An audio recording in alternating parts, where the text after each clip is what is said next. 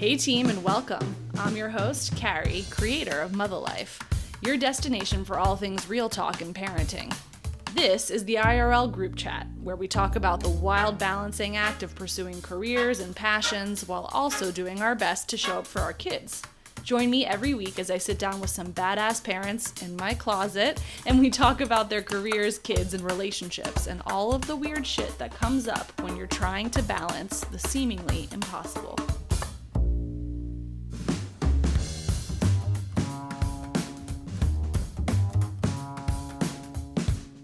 A mulligan, more commonly known as a do-over, to give your pal another chance when they don't quite get something right in a game. But what if we gave ourselves more opportunities for do-overs in our own lives? Instead of waiting for permission from others, we just own the fuck up and try it again. For me personally, I've gotten pretty comfortable with the owning the fuck up part, but the trying again, that can be a heavier lift. That is, except for in parenting. Then I am running to try again. If you're listening to this pod, you are likely part of a generation that is pretty comfortable with thinking about how things were done when we were kids and deciding how we'd like to do it differently. A different sort of do-over, like a mulligan by proxy. While our parents can't get a do-over in how they raised us, maybe we can get the do-over we need by making different choices than our parents did. And maybe that's healing enough. I think a sort of do-over is exactly what this week's guest is laser focused on in her own life, and it seems to be leading to a life full of color, authenticity, and love. Victoria de la Fuente is a multi-hyphenate. She's a brand strategist, a tech entrepreneur, a fashion girly, and an absurdly successful substacker with her stack Zillion Trillion.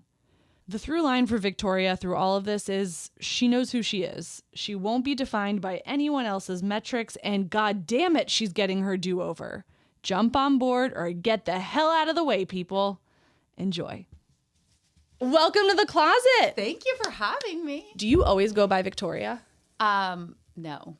Different people call me different things. Okay. What? So I got called Vicky my whole childhood. Okay. And then some people call me V. And then some people call me Dolce, which is Ooh, funny. Yeah, it's very it varies depending on who you are. Okay. But I like Victoria. Okay. Today we're Victoria. Yeah. And we're in the closet. Welcome. I'm so happy we could do this. Honestly, you're the perfect person to have in a closet because you are so chic. You are a fashion girly.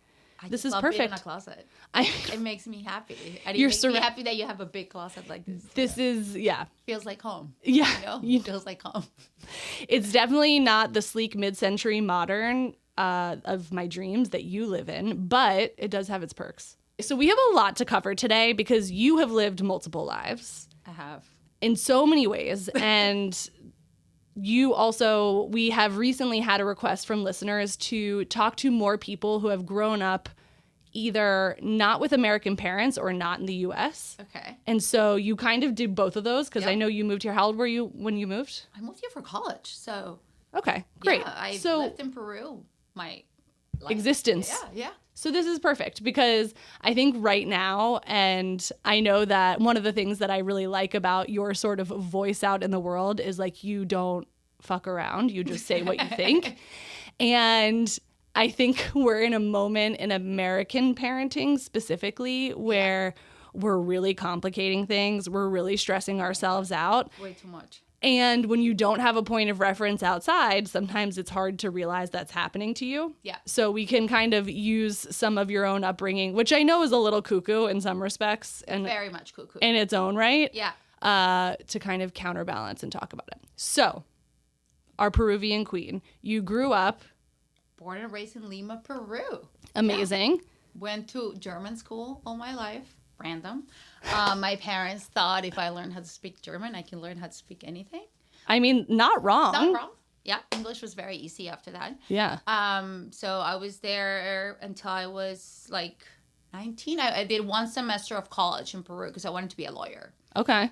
So I did one semester there, realized there was no justice system. And then I was like, maybe being a lawyer is not for me. And left. How lucky were you that you figured that out before you did all of that schooling? Well, both my parents are lawyers, right? So that's what was talked about at the dinner table. And I really believed in having a sense of purpose, and I think that law gives you that in a lot of ways. And Yeah. I really wanted to help people, and I wanted to be a voice for people that couldn't necessarily speak, and I really went there with the best intentions. And I very quickly, I think it was also at the same time that my mom was kind of like dipping into politics too. So it was like the perfect storm to really see this is all BS. Yeah, it's not cute. I'm not going to make any change, and I can make more change from the outside than from the inside because it's so corrupt, especially in Peru. Yeah. That I was like, let me just go and study marketing. I wanted to study photography. They didn't let me because that was not a real career. Yeah, how are you going to get paid doing that? Exactly. Especially in Peru. I was Yeah. like, you don't do that. That is not a real career. Mario Testino obviously comes from Peru, and he proved my mom wrong. But yeah, so I came to the States and ended up studying marketing after that. Where did you go to college? Pepperdine. Oh, right. We've talked about this because I had this weird fascination with Pepperdine as like a little Jewish girl from Florida. I didn't even realize it was like a sort of religious school. It's a Christian school. Yeah, I had no idea, but I just knew it was by the beach. It was like, it's Malibu. It's beautiful. It does look unbelievable. I mean, I wanted to go to Boston, so BU was my thing. If you're from third world country, you go to Boston. That is what you do. That's what your parents tell everyone. And I got in, but they told me I needed to learn how to speak English because, again, my accent was not great. It's still not great. So it was just like I needed to do a whole semester of only English. And I was like, I can't do that. That doesn't make sense. Also, because if you're a foreign student, you know that you have to like pay full tuition. Yeah, it's like, expensive as hell. Yeah, very expensive. And I was like, that doesn't make sense. Let me go to Pepperdine and do one semester. I'm sure my English will get better, and then I'll go back to BU. And I just didn't go. That is so interesting. Also, I love that that everyone was like, hey, so before you go to college in the United States, you got to work on your English. It's like, but I did my SATs and I got really good. You know, I did my TOEFL, which is the English proficiency. I did all the things and I got, but I guess my accent was too thick. And that's crazy. That's actually crazy. Money out of it. Yeah, I was about to say. I'm like, okay. Also, of only English. I'm like, at that point, I just stay in Peru, take more classes, and come back after. You know. Yeah. So, what was it like arriving here?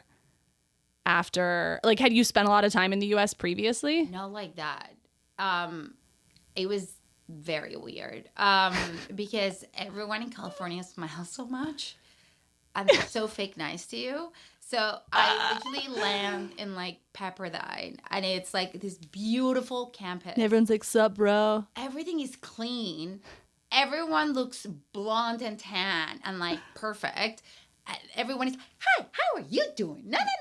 Like, yeah. And I was just like, whoa, this is a lot of happiness. Like, yeah. You know what I mean? Yes. So I was a very disturbed teen. So I didn't understand all these happy vibes. So I was like, what's wrong with people here? Like, I had the same thing coming here from New York as I was like, wait, what? We recently went back to New York just to visit and I saw all of our friends and I was like, see, everyone looks a little bit tired here. Everyone looks a little bit sweaty.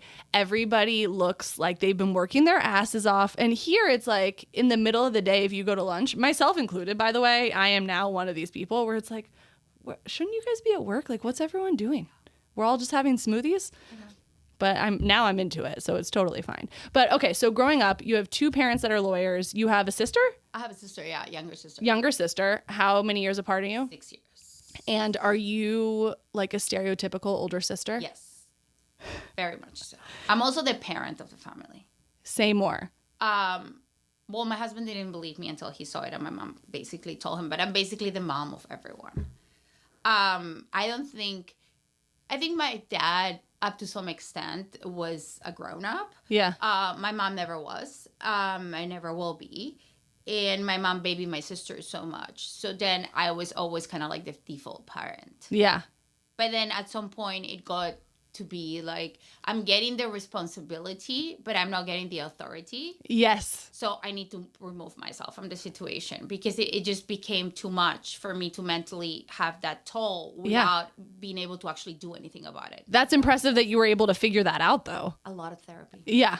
A lot of therapy. I was going to say, like, that takes a level of self-awareness that, like, I certainly did not have growing up. And wait, and your parents got divorced. How old were you when they got divorced? I was 17, 18. Okay, so that's like a totally different chapter of life for you then at that point. Well, yeah. No, I mean, I didn't remove myself after I removed myself physically from it after the divorce, but not mentally. Yeah. Mentally, it took me a lot longer. Yes. That's a lot more recent. Yeah. After having kids, I would say, especially. I think before having kids, I removed myself to a certain extent. And then after having kids, I was like, okay, well, I have my own family now. Like, I can't be dragging this on. Yeah. It's not healthy. And does your husband come from married parents? They're married, yeah. They're married. They're married, yeah. Well, I just think it's interesting when you like have someone who, I mean, my parents are divorced. My husband's parents are also divorced, but culturally Jewish and like waspy is just a really different way to grow up. So sometimes when I'm talking to my family or trying to relate to them, or there's like some drama or something in my house, like he just doesn't get it because he grew up totally differently. Even though his parents are also divorced, he just like doesn't understand why everyone's getting so flustered or like what the big deal is or why we're telling each other this level of stuff about our lives. Like he just doesn't get it. I think my husband is starting to get it, but like we could have not been brought up more differently. Like our families have never met. Still to this day. I would like to keep it like this forever. Sure. Because I just don't think they're gonna get along. So what's the point? How long have you been married? It's gonna be 4 years on the 6th. So okay. A couple days, yeah. Okay. Together 5 years. All right. This is very impressive yeah. that you've been able to keep them apart. So, okay. So your parents get divorced when you are on your way out of the house, basically. Yeah, but I was still in Peru. Yeah. So my parents have a very, very public divorce. And then somehow it ends up on the media. And I'm trying to navigate that. I did not see my parents fighting when I was growing up. So interesting. Now looking back, I understand maybe my dad was not sleeping in the same bed as my mom. And that's something that I should have not, like, you know what I mean? Like, that's not normal. Yeah. But I didn't know because I didn't see them fight. So right. It was like this big blow up on the media and I didn't know how to handle it. I always knew I didn't want to be in Peru forever. So, because even when I wanted to be a lawyer, I was thinking more international law. Yeah. But it just made me like finally decide to like move. Yeah. Because it just became too much. Now tell me, I mean, I think I know the answer, but tell me, why was your parents' divorce in particular so public? My mom has had a talk show and now she's been on TV for like almost like 30 years, I want to say. Yeah, no, over 30 years right now, actually. But it started when I was in high school. So, and then she got really big kind of like during those years. So I had a very normal childhood. And then my teen years kind of like were in that weird in between because she just got very popular. She was like the #1 show in like over 24 countries. I'm trying, like the equivalents would be like, is it like a Ricky Lake or a Jerry Springer meets Judge Judy kind of vibes? Kinda, with like a touch of Oprah, because there was a touch of like a touch of Oprah, a dash of Oprah. Well, because there was a social help aspect of it, yeah, especially at the beginning.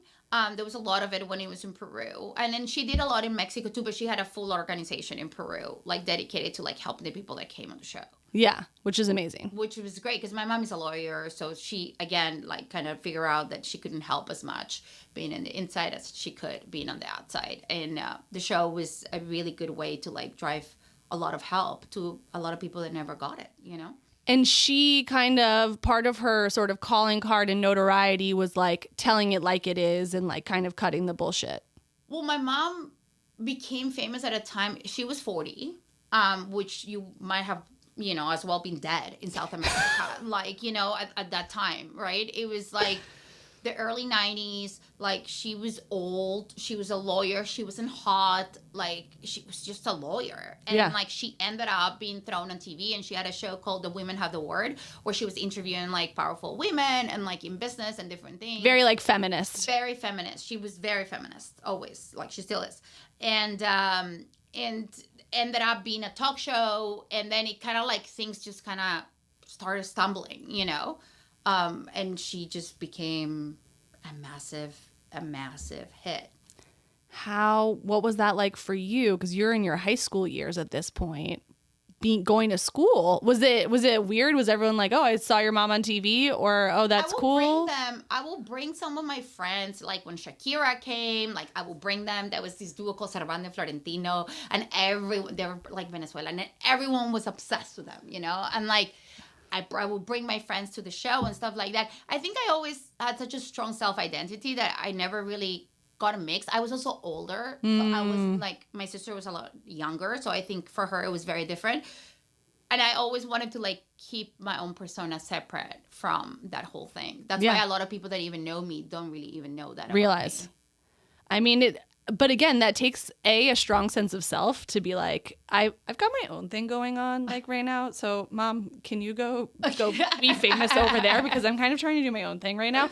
And also you mentioned you were a troubled teen. I was a very troubled teen. So what does that look like? In Peru, there's a sense, or there was when I was growing up, a sense of sameness where everyone, I mean, I guess it's like that for all teens, right? Everyone wants to be the same and everyone wants to fit in and everyone wants to dress the same and do the same things and like not rock the boat. I always wanted to rock the boat. So I went to Germany. Like I didn't have a quinceañera party. Like, so I went to Germany as an exchange student because that's all my parents could afford at the time, right?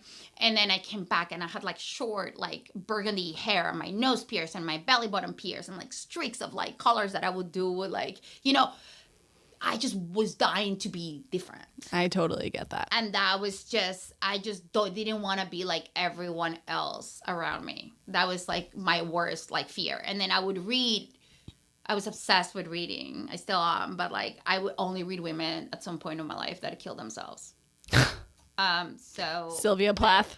Very into her, like, you know, Alfonsina Storni, Alejandra Pizarnik, like all these women, like especially around 1920s Argentina was like my vibes. And they all like, you know, would like throw themselves in the sea and like kill themselves. And I thought it was so poetic and they felt so much. Right. That like, and they knew so much that they just like had to go through that. Yeah. What a niche corner of literature to be like, I'm sorry, I only read women who kill themselves. It was very specific. Yeah. I love that. We love a niche. Like, it was very neat. I also like I think I didn't want to fit in because I knew I didn't. Like, and I wasn't particularly pretty. Yeah. Yeah. Like, I totally get what. Chubby. And so I was not going to be the hot girl, like, right? I was not going to be that. So I need to find what am I going to be? Like, if I'm not going to be the hot girl that gets all the guys, then what, you know, you need to, like, grow other things. When you're a chubby girl, you need to become funny. You need to become literate. You need to, like, grow other things. So I think in a weird way, being chubby and not beautiful in your teen year makes you a lot more interesting.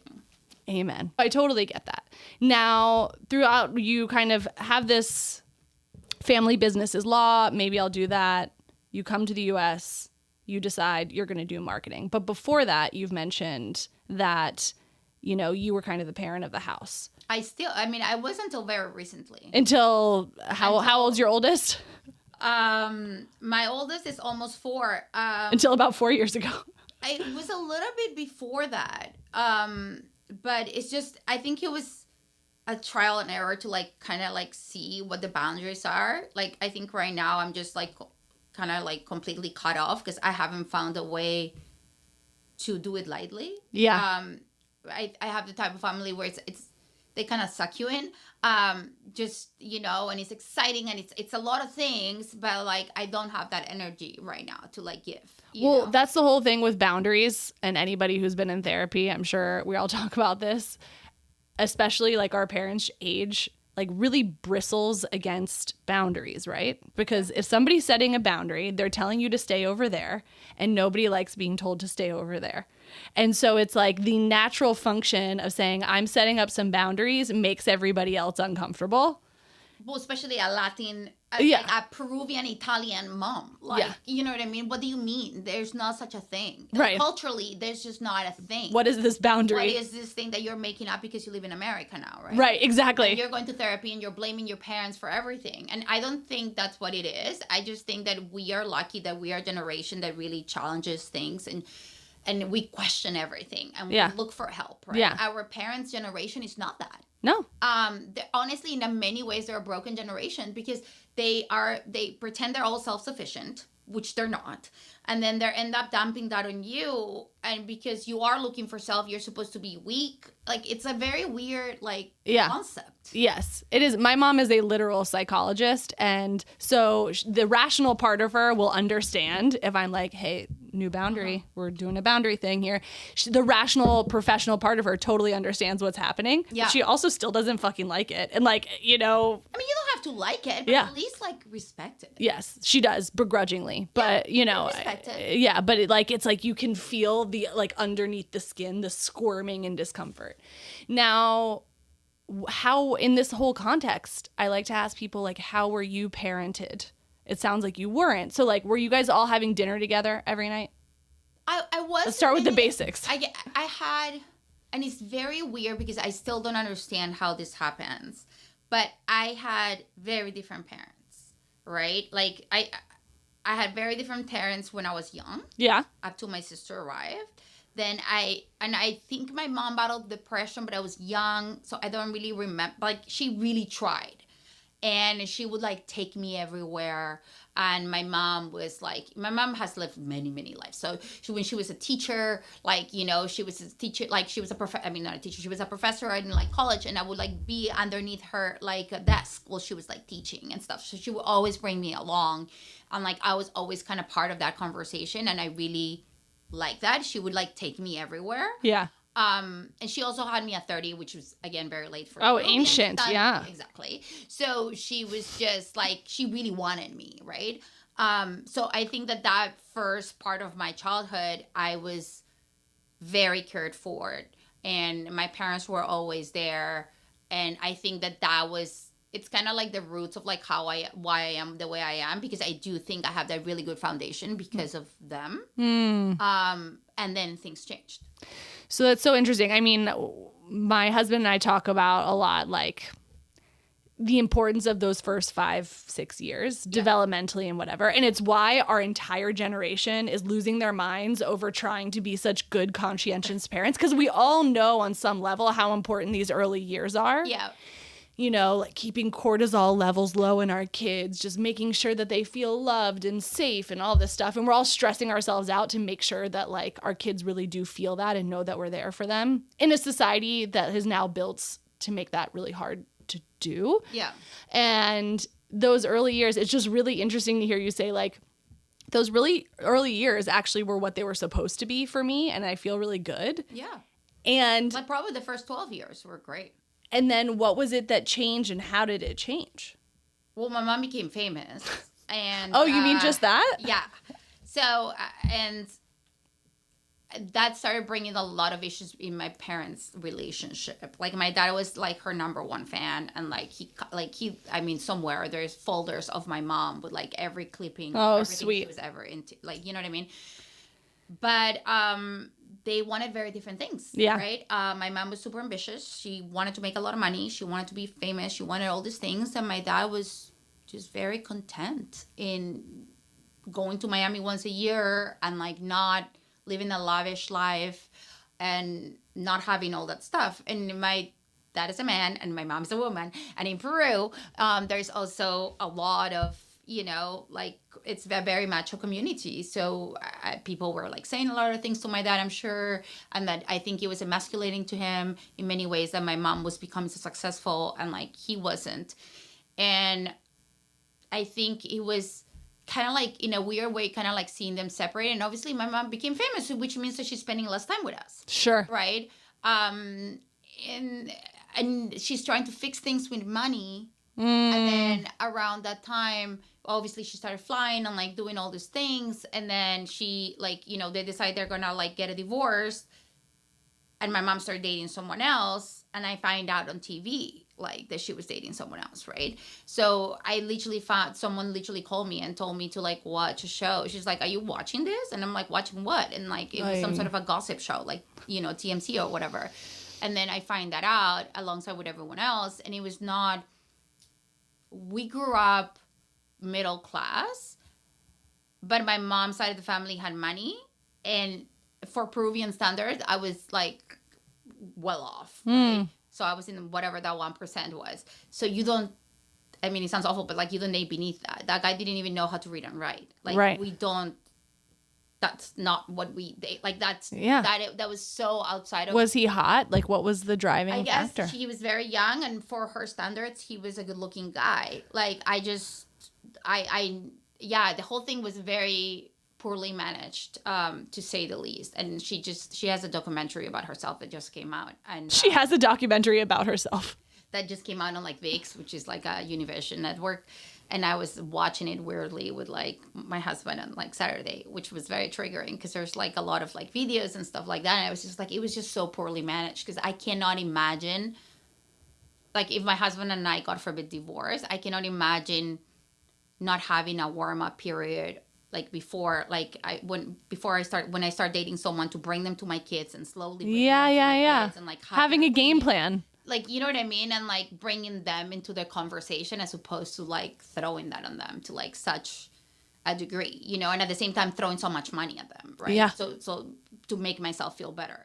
Now, through this whole time, are you probably subconsciously like collecting little nuggets in your head for like, when I grow up, if I have a family? Did you want to have kids at some point? I always wanted to have kids. So always. like, are you like collecting little nuggets of like, I don't want to do things this way, or I do want to do things this way? Yeah, for sure. For sure. And I think that's also why I started Zillion Trillion in a way, because I realized I didn't have role models for parenting. I really didn't. Like I cannot name you one healthy relationship that I have been around that where I'm like, I would want us to be like them. Yeah. So I didn't know. I was listening to a podcast today, and Emma Grede said, you cannot be what you cannot see. So how was I going to be a good mom if I couldn't see what a good mom was like? Yeah.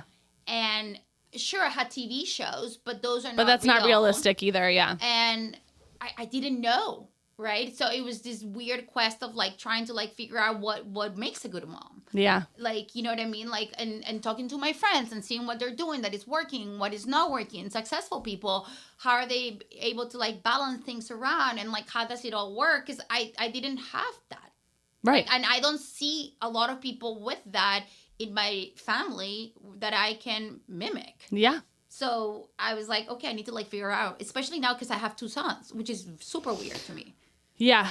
You know what's interesting? It surprised me when my son's the older one. When he came along, it just surprised me how tricky it has been for me to figure out boys.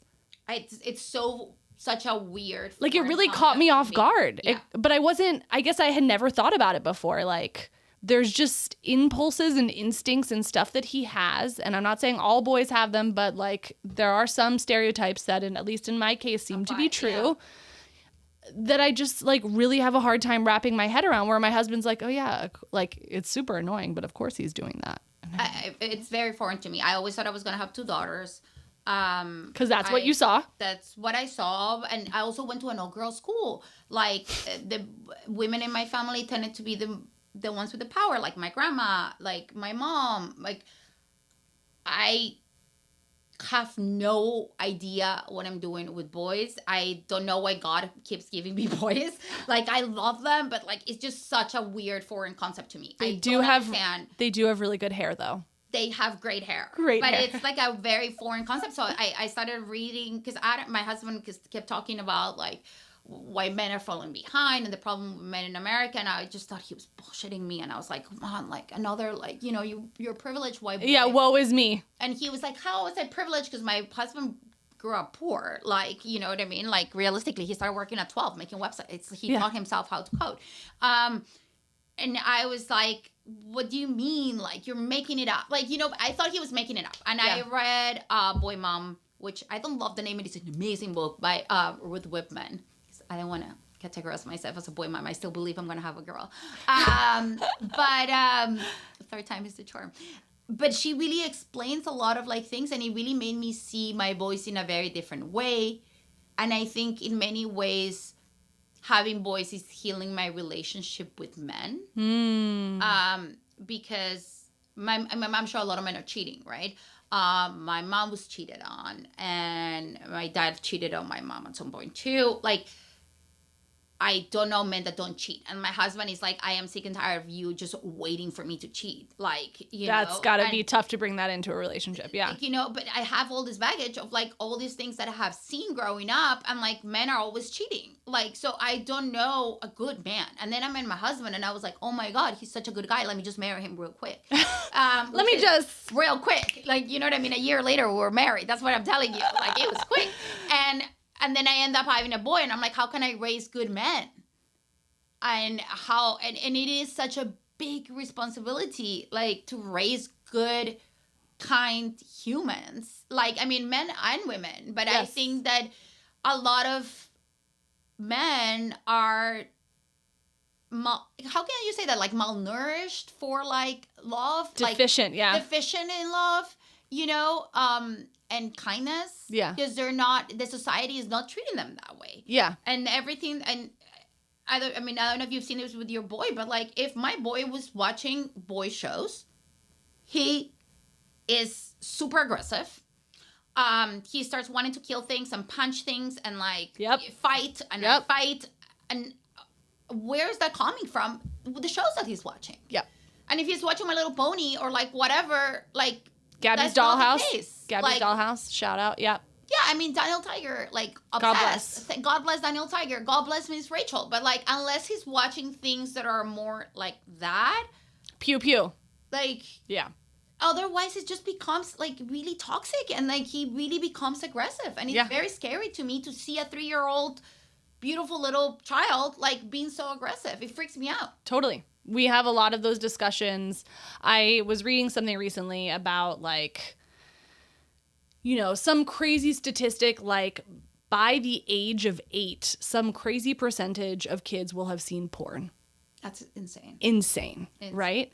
And one of our responsibilities as parents is to proactively say to them, not everything is appropriate for you to see. Yeah.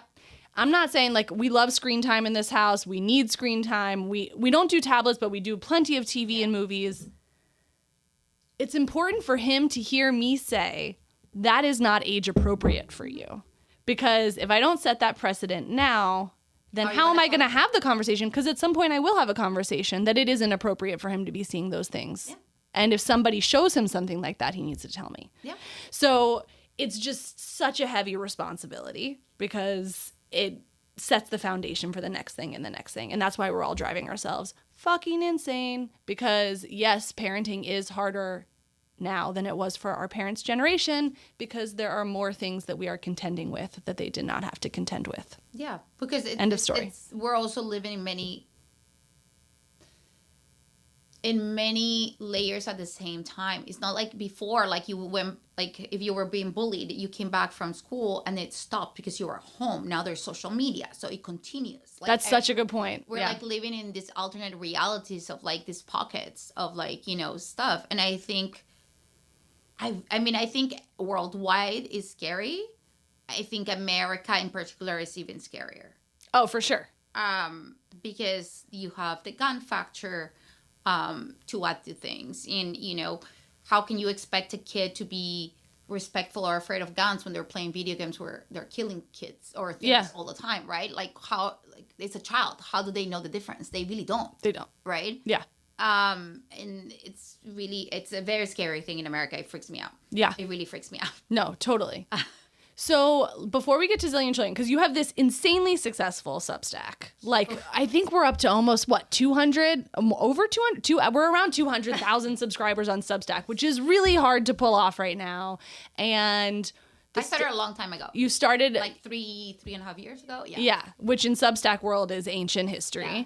But also, like, you bring a very specific POV to what you're doing. And one of the things that I think you've managed to do really well, and there's a backstory to this that we're going to get to in a minute, I think, is you're both saying, like, I like to feel pretty, and I like pretty things, and I like my environment to look a certain way.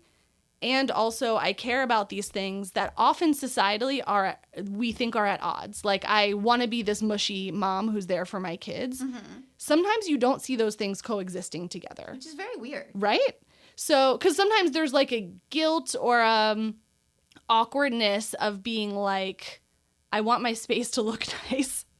And also I want to like give my kids this thing, because there seems to be a tension between those two things. I think America is obsessed with self-branding. Yeah. And then self-branding can only be one thing. So then you have to like make yourself fit into whatever like little buckets you think that you should fit in, to like be the granola mom, if you want to be the like crunchy, like whatever you want to be, right? And then you're like, okay, well, if I like breastfeeding and I like this and I like this, then I'm this type of mom. And then you want to fit into these things, but I never wanted to fit in these things. Famously. Like, you know what I mean? She doesn't want to fit into things. I don't want to fit in. Like, I'm just trying to do it my way. I also don't think that having kids, I think it changes your life, but I don't think it needs to take away from your life. And I think it needs to add to your life. You know what I mean? But watching you go on this vacation journey with your kids was so satisfying to me, because I have a bone to pick with, we had somebody on the podcast a while ago, Zach Brooks, who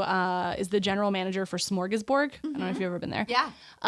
And he was like, we as a family prioritize and have always prioritized going on family vacations. Yep. And I hate it and it's not fun, but that's what we do. Yep. And I really appreciated that he was just like, and I hate it and it's not fun and everybody fights, but it's how we do things and it's what we do. It's like, okay, that I can get down with because you're being honest about it. What I really don't like is when somebody posts like a perfect trip and everything's perfectly curated and whatever, and they don't post any of the misery or challenge that goes with that. And watching you go on vacation with your kids and you're just like, this one won't go in the pool or the water because they're scared of the water now. And damn Disney. Damn Disney. Yeah, I know. Because they watch freaking Lilo and Stitch and the thing freaking drowns or almost drowns, and then my son wouldn't get in the pool for like, and we're in a house in the middle of nowhere, nothing to do by a pool and the ocean. Like, ruined the first 5 days of our vacation in Greece.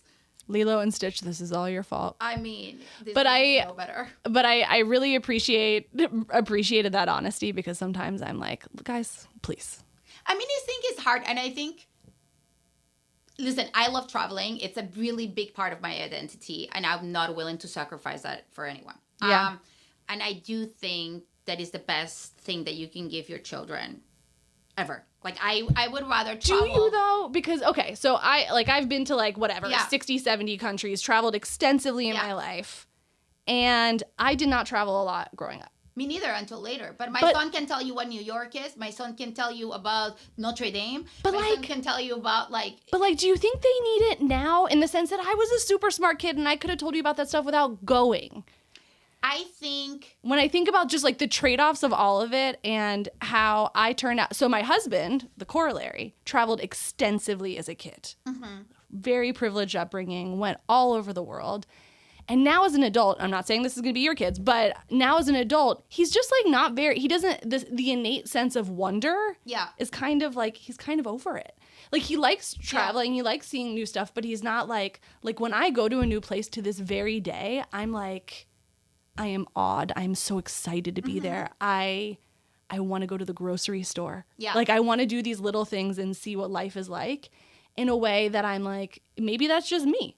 But I don't know if doing it with my kids now is ultimately going to affect that trajectory. I don't know. I think it depends. I think that kids come and join your life. Yeah. So whatever your life is like, you should be living their life, and your kids are along for the ride. And they chose you to be their parent for a reason, and that's what they were supposed to do. I like traveling. Of course, it's very different to travel with two kids than it is to travel by myself, right? Very different. But at the same time, like, I lived in Paris for like almost 6 years. Like, being in Paris with my child and seeing him excited about things and seeing things that I love through his eyes makes me excited about life. Yeah. And, like, sure, he can have a meltdown like 2 hours earlier, but then we're having a great time. But he also would have a meltdown at home about something, I'm sure. Exactly. Yeah. So I think that for me, or for us, for my husband and I, it is important to, like, show them the world, not necessarily for the things, but for the people, right? Yeah. One of the biggest takeaways away from my trip to Greece, I was scared to go to Greece with kids because it's far. People love children there. Yeah, I saw that every time you went to a restaurant, somebody was, like, hanging out with your kids. And, like, it was so nice to be somewhere where I did not have to apologize for my children existing. And it was so nice to be appreciated for making life somewhere. Because I really, truly think, as cheesy as it sounds, it's the most life-changing, the biggest legacy, the best thing you could possibly do in life is have a child and like raise a good human. Like, I don't think anything it's going to be as important. Like, I can become successful. Doesn't matter. Like, I can my podcast can blow up. I can be it doesn't matter. Like, what you really leave behind is your children in this world.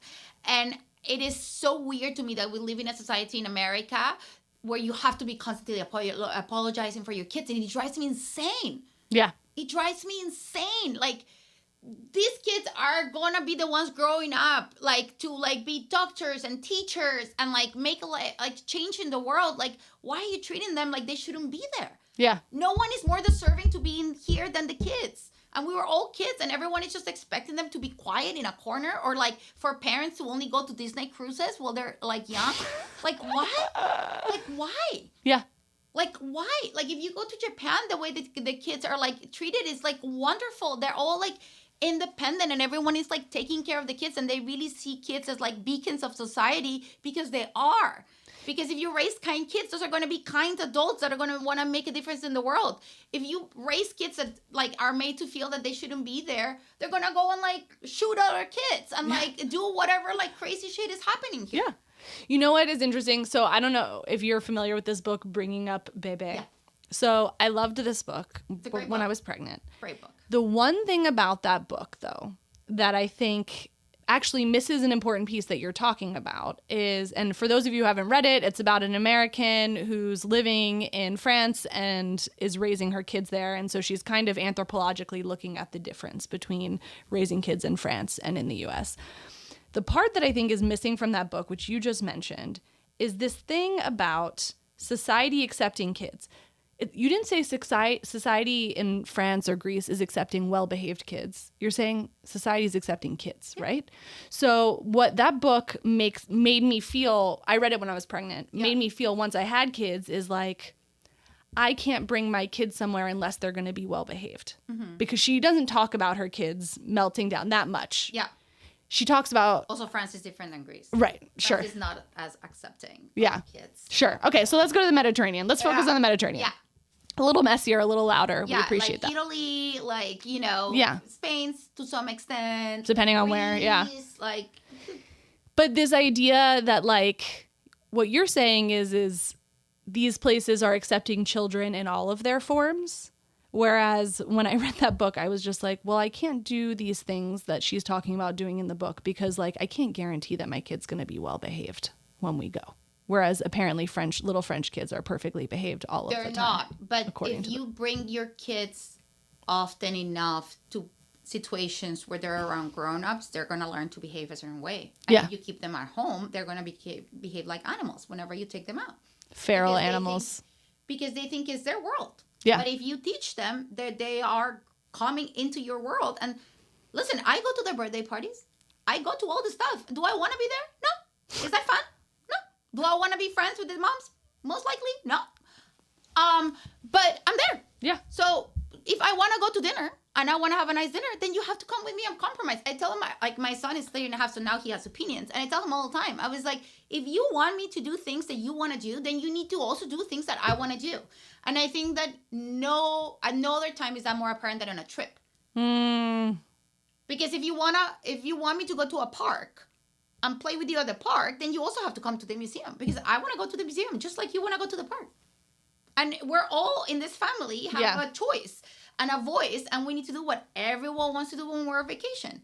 My husband wants to have a wine, we can go have a wine.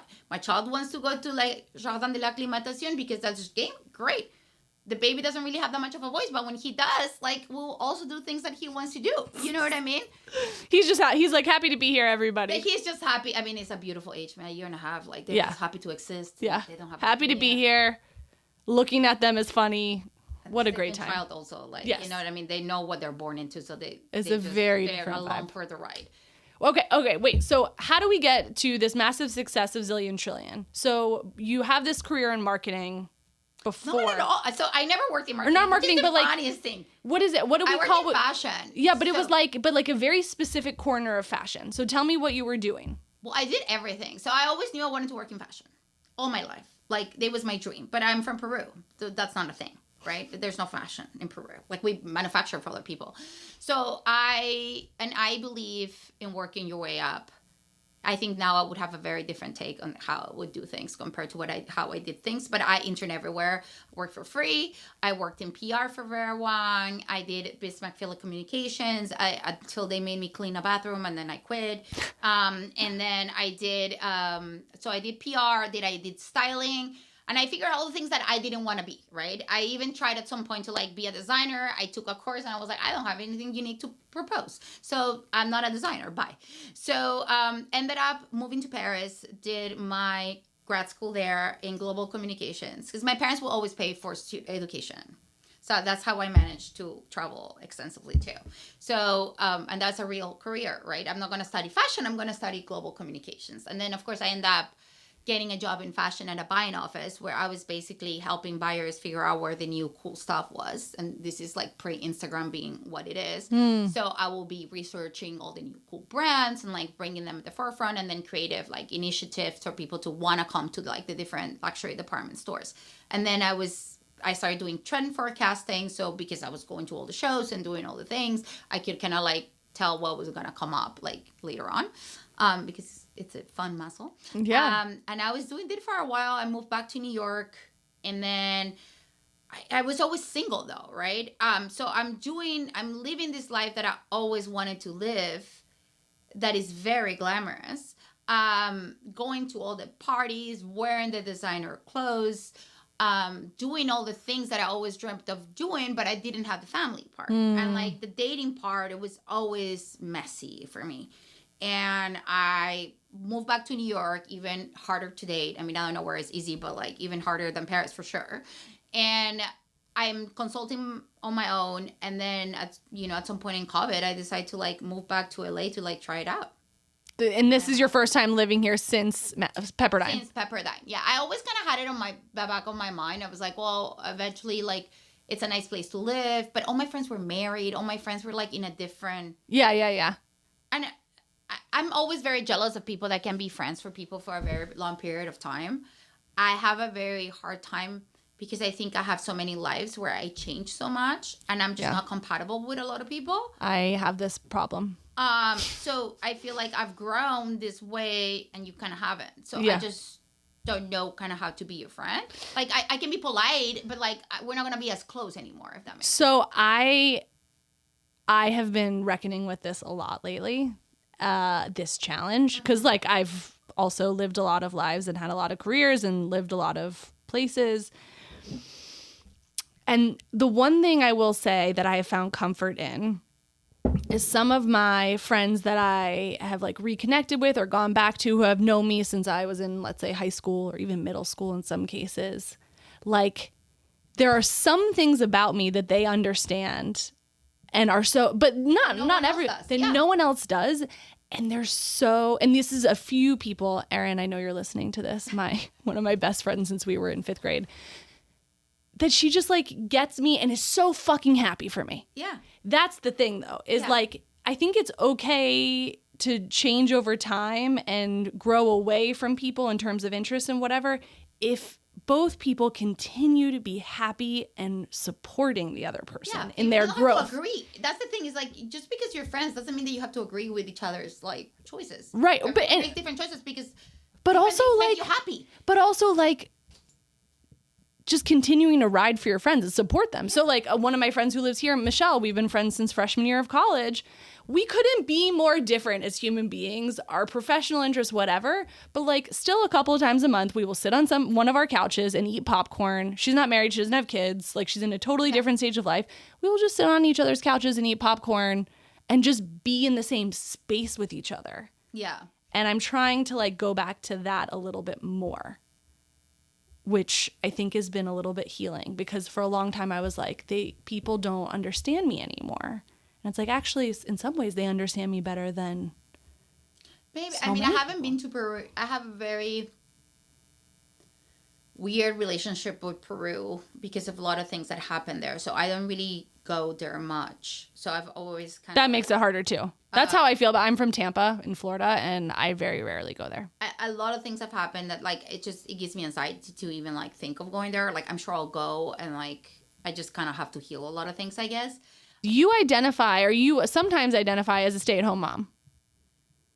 Well, that was because I didn't have a nanny during last week. Okay, so it's just for the week because I was like, I'm not a stay-at-home mom, but I work from home. Yes. Right? So, yeah. So I spent a lot of time with my kids. And that was a very conscious decision because I had kids later. So I really wanted to enjoy them. And it's a very finite time that we get to spend with them, as traumatic as it can be sometimes. But it was a very conscious choice. Like I have a nanny usually that lives full-time in my house with us. She's living? Yeah. Wow. I can't. I'm South American. We don't fuck with that. Like, I need someone at home. But when the baby was a baby, like they usually work nights and I'm the one doing like, during the day, but then I'm working when the baby's sleeping, and kind of like trying to like make it work that way. And we have very flexible schedules. Like now, sure, we went on vacation. The kids went on vacations. We were working at night. Yeah.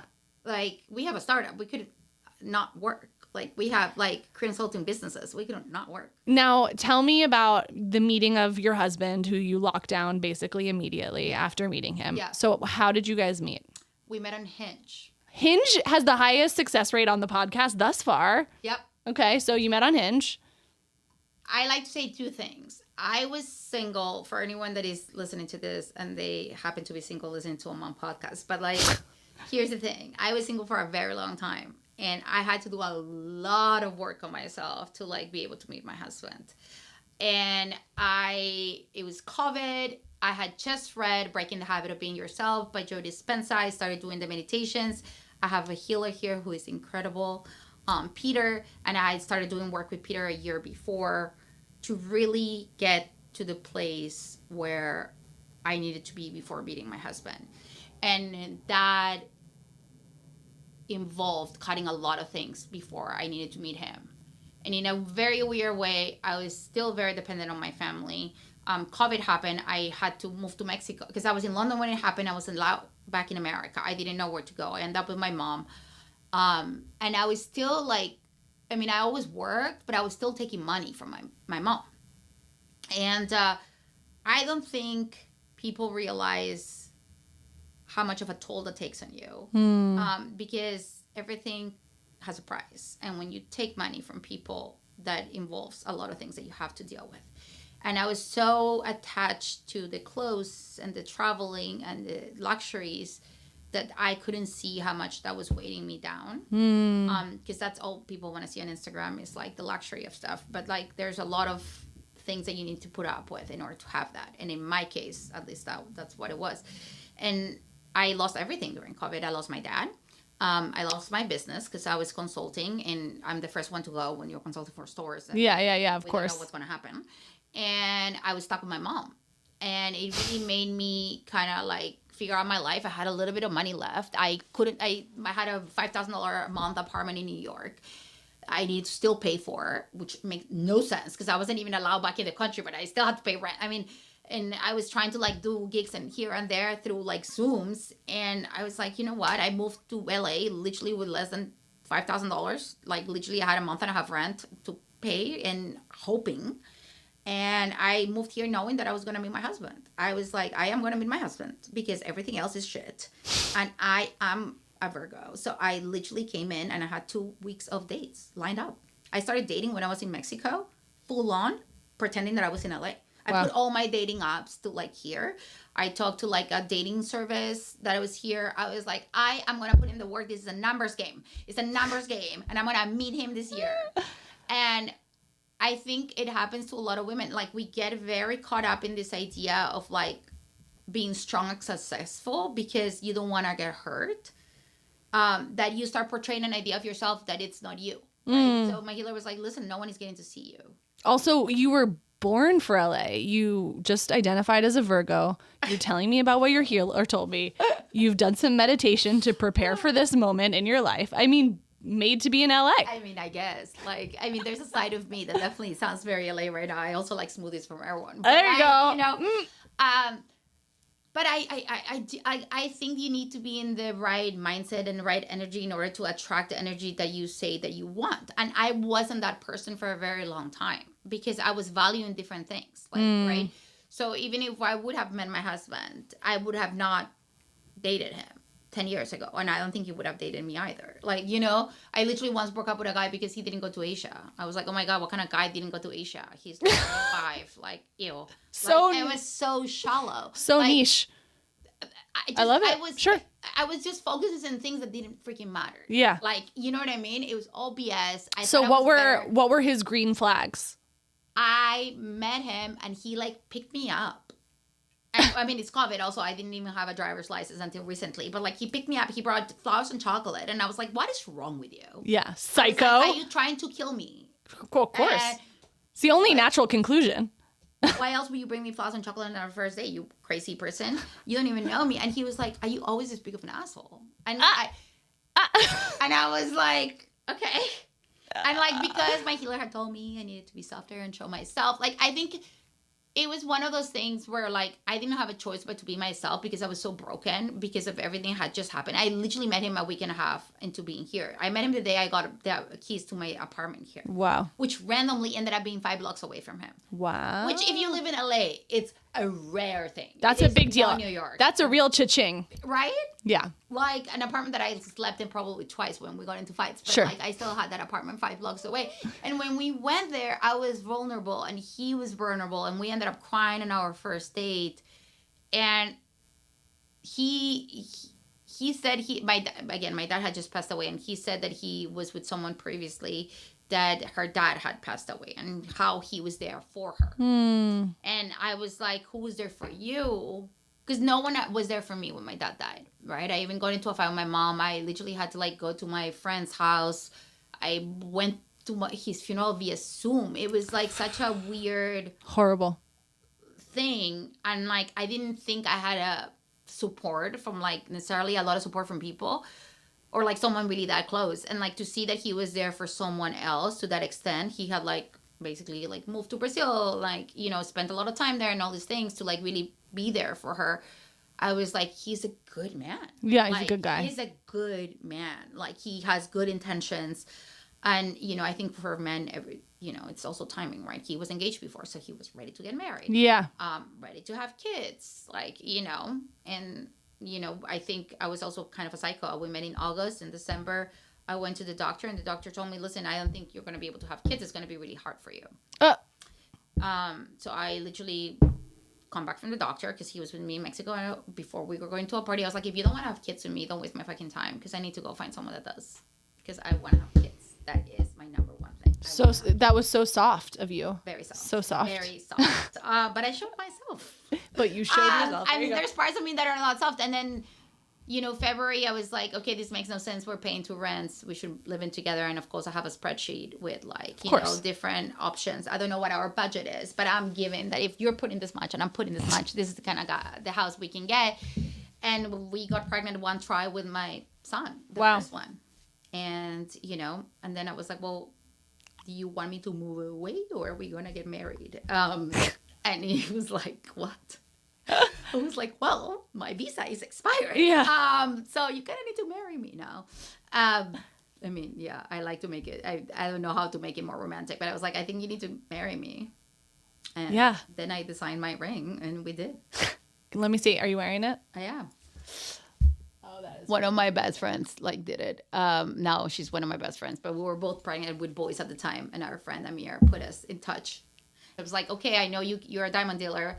So I asked my husband, I was like, okay, what's the budget? Okay. And then I talked to my friend. I was like, what is the best, like, it's giving pure romance to me. Listen, I like what I like. I am not going to be happy with a surprise. Is he like an aesthetically driven kind of guy? He's become that. Okay. I think my husband has fully embraced it. I think it's just such a big part of who I am. This idea of like curating things and like really, and I think it does have a very big effect in how you live and your daily life. And by now I made him listen to all these podcasts and all these things that I've sent to him. So he sees the value in it. I think because you grew up in such a opposite way, and I didn't grow up in a super aesthetic house either, by the way.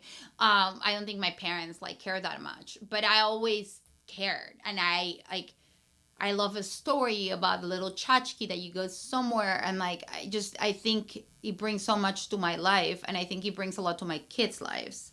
And this idea of color also brings a lot to our, like, my house is very colorful. It is. Very From the colorful. snapshots I've seen. Very, very colorful. So it's funny because like my husband jokes, have you seen Fool's Russian? No. Oh, like the movie? Yeah. Yeah. Salma Hayek. Yeah. You know, when the Mexican family comes and all of a sudden the house looks like a piñata. He's like, I feel like I'm living in that. Our room is pink. You know what I mean? Amazing. We have a purple and red room and stuff like that. And I do think that color brings joy, and I see it with my kids. They're so into art and into color, and I don't know, is it versus nature versus nurture, but like they really are into those things. So if your husband's on board with the aesthetics, you guys are literally building a business together. Yeah. Now. It's hard. What do you fight about? Oh my God, everything. But like, give me. And do your kids see you argue? Because you grew up in a house where your kids never saw you argue. See me argue because I have a very hard time controlling myself. I think he's better at it than I am because he doesn't. He will have to blow up. I get very overwhelmed. I'm having a hard time, and I'm really working on it. And I really started doing the artist way, and I thought it was very helpful. I couldn't do it obviously because I was on vacations, and believe it or not, I didn't have the time. Shocker. But I thought the writing the 3 pages in the morning was very cathartic, and like it helped me. I get very overwhelmed, and then I don't know how to manage the emotions. Yeah. And then they come out, and we fight over having a business together is hard. It's like, it's very hard. You know, it's just, and then the kids think there's no 50-50, right? And like, there's never going to be 50-50. And he does a lot compared to other guys, but the men don't have the mental load that we have when it comes to like, you know, having kids. So he can just throw a diaper in the back of the car and think we're ready to leave, and I have to make a backpack, and I have to bring snacks, and I have to do all these things, right? So I think we fight over that, and we're also trying to figure out what that medium is for us, what that 50-50 looks like for us, you know, or like how much am I able to give today versus you. Yes. And then have like check-ins to like kind of like see what that looks like. At the beginning, I didn't know this, right? Because I didn't know. I have a living nanny. So I understand that this is a great privilege, but like I don't. So wait, what? Just walk me through. What are like her hours? How does that work? They work like 10 to 12 hours. Like. But is it the same for her? Is it like the same 10 to 12, or does it change based on? Yeah, it changes based on our like routine. Life. But like it also, like my older son goes to school, right? So it's not like a half and like, and the baby's easy. I can take care of the baby. Like the problem is the 3-year-old, because they have all this energy now, and like they need to be entertained, and he's very smart, so he really needs to be entertained. We are in a vacation, and I'm waking up at 6 a.m, and I'm making breakfast. I'm changing them because I don't like how he dresses them. So I'm changing them. I'm making the breakfast. I'm dealing with both of them at the same time, and he's still sleeping. I have a problem with that. Yeah. Why do you get a vacation? Yeah. Right? But then it's also like, but he's making more money than me now, right? Yeah. So is he putting in more than me because he's making more money? And are we even because I'm making more? Man, if I had the answer to that question, I would spend so much less money on therapy. Like, you know what I mean? It's that's the thing, is like, is that, does that include, because in his mind, I'm putting in more money. I rented, like he paid for the house, right? So I'm putting in my 50, like you need to step in a little bit more because you're not stepping in the other ways. But right now we have both made a choice for me to be working from home and not be making as much as I could be making, like, you know what I mean? And also having a startup, which, you know, is the biggest leap of faith you could possibly have, hoping that we're going to make it, you know what I mean? But right now I'm not bringing that money. So you know what I find the most confusing, Victoria, of this like piece, because fuck, I talk about this all the time, it's a huge source of tension, is the weekends. Because, okay, let's say it's not 50-50 on the weekdays. But we have a startup. But startup is every day. Sure. But like, but sometimes Saturday until 4 a.m. So we don't have that. My husband's a writer, so he would probably argue the same. Yeah. But I'm just like, there has to be some point or some window of time where we can say like, either it needs to be 50-50 for these 2 days a week or whatever it is, or you need to be doing more for this 1 day a week or whatever it is. Because I'm like, can this go on for forever? I interviewed Neha Rush. Yeah. I don't know if you know Yeah. She wrote the Power Pause. And yes. She said that they have a yearly like meeting where they literally like the money's for the house. So it doesn't matter who makes it. So the money's for the house. And then everyone gets to like choose what we do with the money. The time is both of their times, and they're allocating, kind of like the expectations. And I need to try that because I haven't done it because I'm not good like at planning. But I think it makes sense. I think for the future trip, for example, my husband said, well, just tell me what you want me to do versus you. So then I know. Do you want me? Is it a 2 week, like 2 days a week? Like, is that going to make you happy? Because otherwise you start becoming so resentful. And it's so weird because the one thing I wrote on Substack that became super viral was this idea of like, I don't want to become that woman. I don't want to become a nagging wife. And you become a nagging wife because you're internalizing all this stuff and you're getting angry and like you feel like you cannot bring it out. And then it comes in all this like little like nags and like things. And I don't want to be that. No. I don't want to be that wife. I don't want to be that mom. I don't want to be but that. But it does require your husband to be something that he is also not being, right? Not your husband, but any husband, right? Yeah, of course. But then you need to talk about it because I have expectations and he has expectations. We were brought up completely different, right? In his house, his dad went to work and he barely saw his dad. Yeah. Like at all. Like he literally worked from different cities. So he literally barely saw his dad. Yeah. And the mom was the one doing everything. So that's how he grew up. I grew up with nannies. And like even before nannies, like my mom started working when I was in my teen years. Yeah.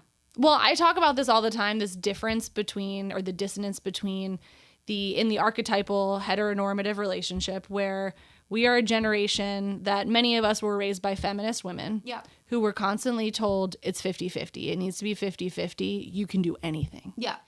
And these men are looking at their examples of fathers and they're saying, if I do anything more than my father, I'm doing great.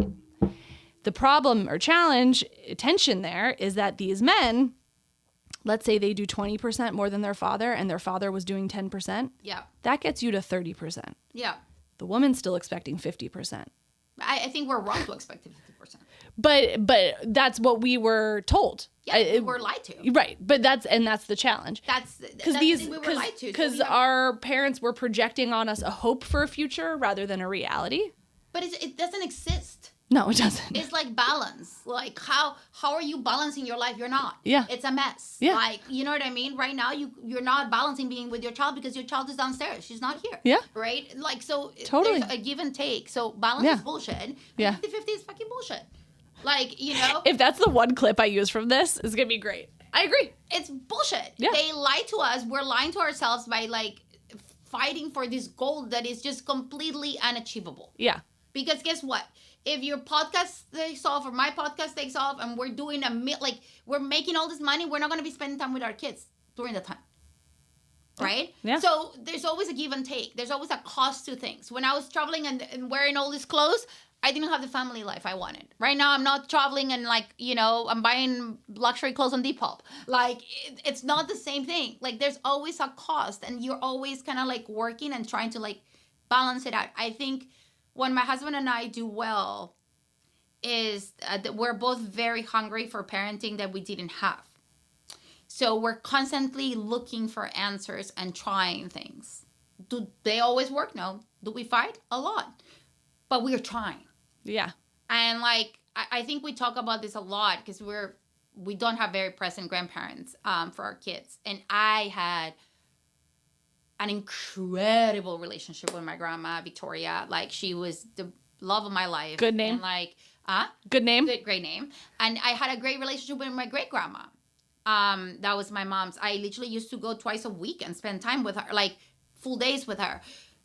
And my kids don't have that, and it breaks my heart. Yeah. And I thought maybe my mom wasn't a good mom, but she could be a good grandma, and that wasn't the case. And my husband's parents have different priorities, and so it's just we're both constantly thinking, what can we do so our kids want to hang out with us, right? Because right now they're babies, so of course. But after 12, Yeah. how can we keep that going? How can they keep that going so when they have kids, we're the ones that want to call?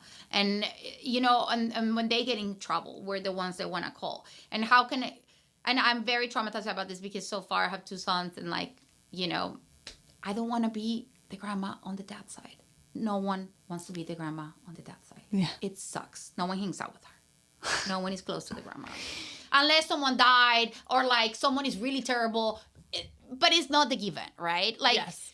So especially because the cards I was given at this point is that I have 2 sons. That means that especially at least I'm praying at least one is gay. But if no one is gay, I'm really stuck with being the grandma on the dad side, and I need to work harder.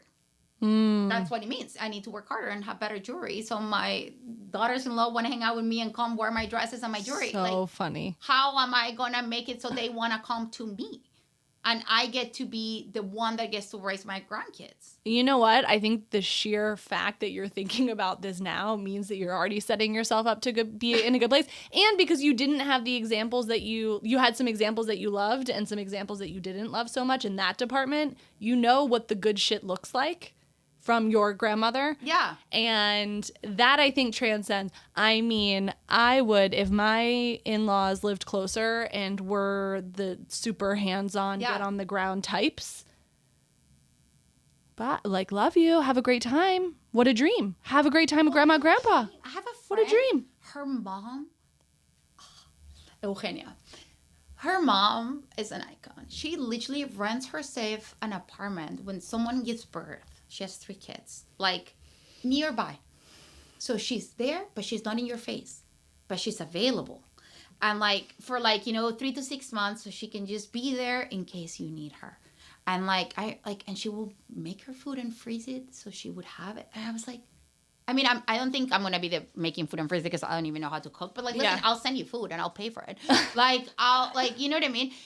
Even if you're not the most hands-on, it's I'll help you pay for the nanny or something. You know what I mean? In whatever your capacity, but at least be there. Yeah. And not be a burden, but be helpful, My dream, and I tell Adam this all the time, is my husband, my dream will be to once my kids have kids, live close by or have an apartment close by to wherever they live, even if that's not my main residence, so I can be a part of their lives.